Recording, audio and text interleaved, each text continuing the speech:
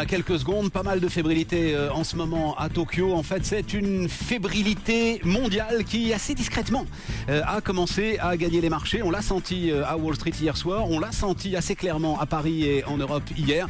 Et c'est pour cela que l'intervention aujourd'hui de Mario Draghi va être particulièrement importante. Et vous pourrez la suivre en direct sur BFM Business à partir de 14h avec l'ensemble de nos équipes pour vous accompagner sur les commentaires de ce que pourra dire le banquier central le plus important du monde aujourd'hui. Il a à répondre à une double question à 1000 milliards d'euros. Vous en connaissez beaucoup, vous, des questions à 1000 milliards d'euros. L'intégralité de l'argent qui a été, alors je vais employer le terme déversé, même si ce terme déversé va choquer ceux d'entre vous qui sont au cœur des secteurs bancaires. Non, cet argent n'a pas été déversé, cet argent il a été prêté. Et tout le problème, c'est qu'il va falloir le rendre. Alors oui, on se disait, mais il faudra le rendre dans 3 ans. 3 ans, c'est une éternité. Et du coup, on s'est dit, mon Dieu, 3 ans, c'est assez court.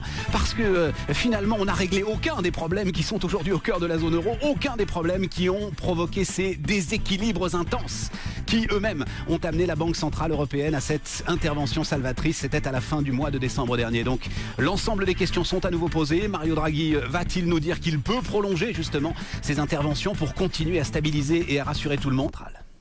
C'était l'objectif de la BCE, garantir le refinancement bancaire. Or, avec ces 1000 milliards, les banques ont regonflé leur matelas de liquidité et se sont donné le temps de voir venir.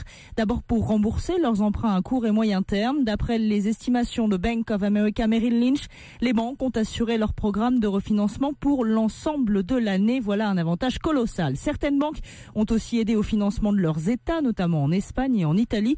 L'Espagne aurait ainsi couvert 45% de ses besoins de financement souverain grâce au LTRO. Mais ces liquidités n'ont pas encore investi le terrain de l'économie réelle.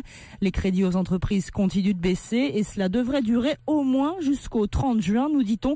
C'est la date limite de la reconstitution de leur capital, date à laquelle elles subiront les nouveaux tests de résistance européens. Un mot autour des crédits immobiliers justement, Laurent Mimouni. Ils se sont effondrés en février en France, moins 40% selon les chiffres de la Banque de France. Les banquiers prévoient d'ailleurs une baisse globale de 20 à 30% sur l'ensemble de l'année. Pour expliquer ce ralentissement, on évoque les incertitudes liées à la présidentielle, le ralentissement des transactions, mais aussi un certain durcissement des conditions d'octroi. Puis donc